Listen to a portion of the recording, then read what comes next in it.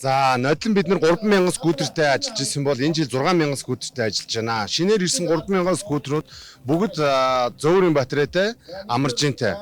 Тэгэхээр нодлон ирсэн бүх хөсөл, гомдол, шүүмжлийн дагуу бид нар одоо скутерүүдээ шинжилээд тэгээд бүгдийг амаржинтай болсон байгаа шүү. Энэ гол асуудал байсан. Тэгээд асуудлаа сайжруулсан байх гэж их найдаж байна. Төгжил дээр бол бид нар баг зэрэг хувь нэмэр оруулсан байх гэж их найдаж байна. Яг тим одоо хуваар бууруулсан гэж өнөөдөр хэлэх хэцүү байна.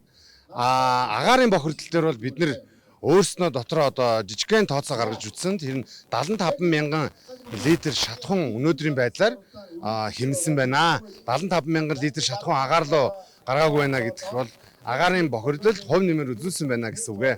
Скутерийн хэрэглээ өнөөдөр бидний амьдралын хэв маяг боллоо.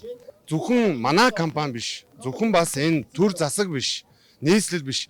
Бас хэрэглэгч та өөрөө бас гар бие оролцоороо хичээгээрээ скутерыг соёлтой хэрэглээрээ, соёлтой байршлуулаарай. Бид нар бүгдээрээ хамтдаа энийг хийж чадвал энэ бүх юмыг одоо зөв хийж, зөв шийдэл гаргаж, тэ зөв юм руу одоо дагуулж чадна гэдэгтээ би итгэлтэй байна. Төр засаг маань ч гэсэн дэмжиж Улаанбаатар хотыгоо дуу замтай болгоод өгчвөл бид нар бүгдээрээ ч гэсэн баярлалаа шүү дээ.